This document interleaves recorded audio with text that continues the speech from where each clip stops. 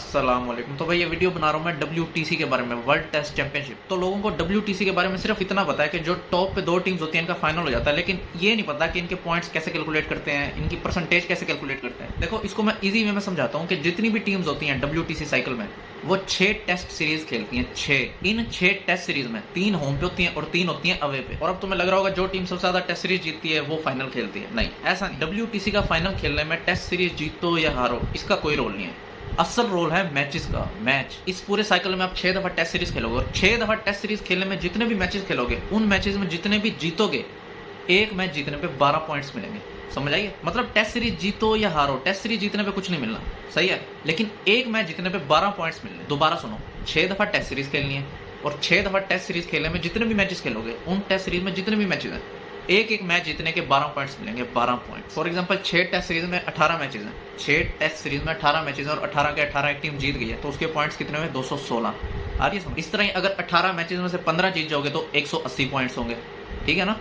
Multiply कर लो, 180 points बनेंगे। चलो ये तो मैंने बता दिया जीतने का। अब बताता हूँ जो मैचेस होते हैं ड्रॉ।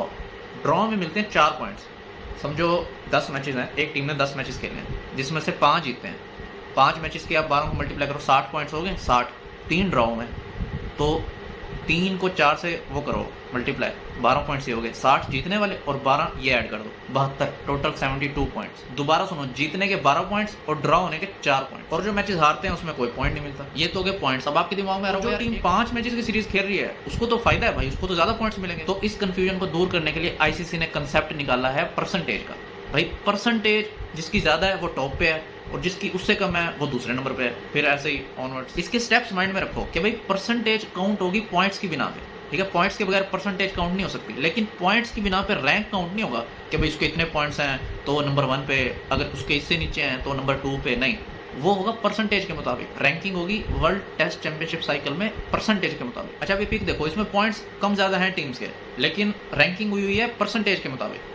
देख रहे हो? अब ये परसेंटेज निकालना मैं आपको सिखा देता हूँ कि फॉर एग्जाम्पल 6 टेस्ट सीरीज तो खेलनी है सारे मुल्कों ने, समझ आ रही? अब किसी मुल्क ने 5 मैचेस की टेस्ट सीरीज खेलनी है, किसी मुल्क ने 2 मैचेस की टेस्ट सीरीज खेलनी है, किसी मुल्क ने 3 मैचेस की टेस्ट सीरीज खेलनी है। फॉर एग्जांपल पाकिस्तान ने 6 दफा टेस्ट सीरीज खेलनी है जिसमें से 3 है 3 मैचेस की और 3 है 2 मैचेस की।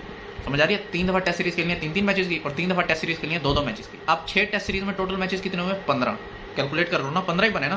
3 टेस्ट सीरीज खेलनी है 3 मैचेस की और 3 खेलनी है 2 मैचेस की। अब ये जो टोटल 15 मैचेस है ना, ये 15 के टोटल पॉइंट्स बना लो। 15 को 12 से मल्टीप्लाई, एक मैच के 12 पॉइंट्स मिलते हैं ना, ये 15 के 15 को टोटल पॉइंट्स बना लो। 15 को 12 से मल्टीप्लाई करोगे तो 180 आंसर आता है। 180, ये 180 हो गया टोटल। अब समझो पाकिस्तान 15 में से 10 मैच जीत गया, 15 में से 10 जीत गया तो कितने पॉइंट्स बने? 120। 180 में से 120 पॉइंट्स हो गए और 2 मैचेस हो गए ड्रॉ, तो कितने पॉइंट्स हो गए? 128। समझ रहे हो? अब इसका मतलब ये हुआ कि WTC साइकिल में पाकिस्तान ने 180 में से 128 पॉइंट्स लिए।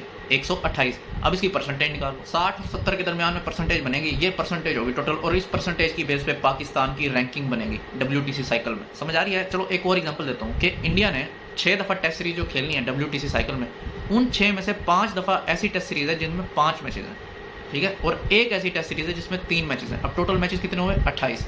28 ही हुआ ना। अब जल्दी से 28 मैचेस के टोटल पॉइंट्स बना लो। 28 को 12 से मल्टीप्लाई करो, क्या आंसर? अब समझो इंडिया 28 में से 20 मैचेस जीत गया तो कितने पॉइंट्स बने? 240। 336 में से 240 पॉइंट्स आ गए और जो बाकी 8 मैचेस बच गए, 28 में से 20 जीता है तो 8 मैचेस बच गए ना, उन 8 में से 5 हो गए ड्रॉ, तो ड्रॉ के पॉइंट्स भी हम निकाल लो। 5 को 4 से मल्टीप्लाई करो, 4 पॉइंट्स मिलते हैं ना एक मैच ड्रॉ होने पे, तो 240 में 20 और ऐड कर दो, 260। टोटल कितने पॉइंट्स इंडिया ने लिए?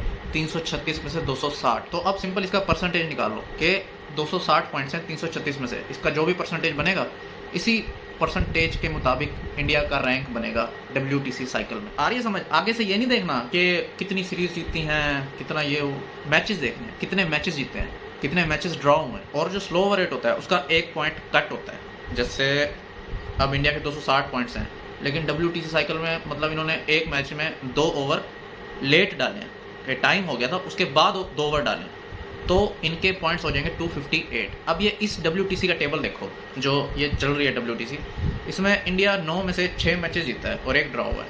अब 9 मैचेस का आप टोटल निकाल लो, कितना बनता है? 108। ठीक है, 108 में से 6 मैचेस जीता है तो कितने बन गए? 72।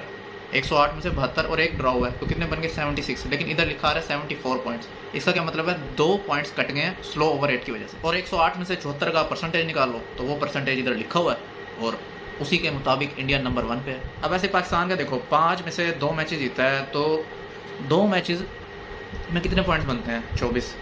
और इधर ड्रॉ नहीं हो गई, और इधर क्या लिखा हुआ है 22। इसका क्या मतलब है, 2 ओवर स्लो ओवर रेट पे डालने हैं। ऐसे इंग्लैंड देखो, 13 में से 6 मैचेस जीता है और एक ड्रॉ हुआ है। अब 13 का टोटल कितना बनता है, 13 को मल्टीप्लाई करो कितने पे, 12 पे मल्टीप्लाई करो, 156 बनता है, सही। और 6 मैचेस जीता है, तो 156 में 72 ये और एक ड्रॉ हुआ है 76। लेकिन इधर कितने लिखा हुआ है 57, मतलब 21 ओवर इन्होंने स्लो ओवर रेट पे डाले। न्यूजीलैंड को देखो 3 जीते और 36 पॉइंट टोटल है, क्योंकि इन्होंने एक भी ओवर स्लो ओवर रेट पे नहीं डाला। चलो होप सो यार समझ आ गया हो, मैंने समझाने की आपको कोशिश तो की है, लेकिन अब देखो आपको समझ आया या नहीं आया। अब देखो पाकिस्तान के टोटल पॉइंट्स कितने हैं, 22, 60 में से 22, 22 आउट ऑफ 60। अगर पाकिस्तान बांग्लादेश से 2 के 2 टेस्ट मैचेस जीत जाता है तो कितने हो जाएंगे, 46, 24 ऐड हो गए ना, 46 पॉइंट्स हो जाएंगे आउट ऑफ 84, क्योंकि 2 वहाँ भी ऐड होंगे टोटल में।